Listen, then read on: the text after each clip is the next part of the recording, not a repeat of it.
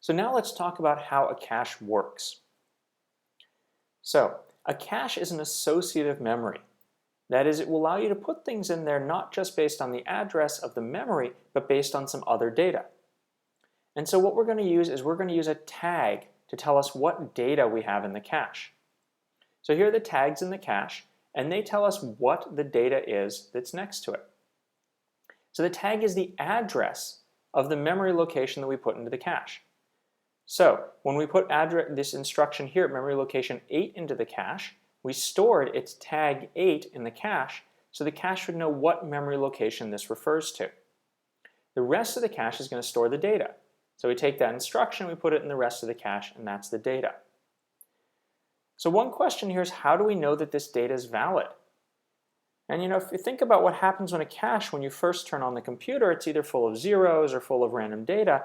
So if we had something like this in here, when we started up our processor, had all zeros in it, how do we know that this isn't the instruction that's at location 0? Well, to avoid this confusion and make sure we know which data is valid, we're going to add more information to our cache. We're going to add a valid bit. So this is a bit for every part of the cache which tells you whether the data in it is valid.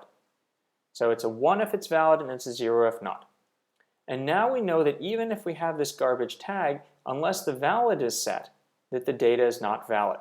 And of course, when we start up the computer, we'd better make sure that all the valid bits start out as 0. So what do we have in our cache? We have tags. The tags tell us where the data comes from that's in the cache. We have data. This is the information from the memory that we want to put in the cache. This is the stuff we want to access quickly.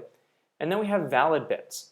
And the valid bits tell us if the data in the cache is good or if it's garbage and should be ignored.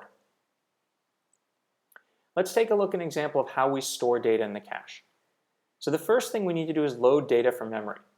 So the CPU goes and it's going to access address 8. It sends that address to the memory, and at the same time it's going to put the tag in the cache. So the tag is that address. So we take the address and we use that as the tag, so we know what data we're going to put in there. The DRAM is then going to give us back the data. We take that data and we store it into the cache. Now we stored the tag and the data in the cache, and we also need to make sure that we set the valid bit to 1 so that when we access the cache later, we know this data is valid. So when would we ever clear the valid bit? Well, we clear the valid bit whenever we clear the cache. And we might clear the cache when we switch programs, or for example, if we put the computer to sleep, then the cache will lose its power and all the data will be invalid in it. So how do we access data from the cache?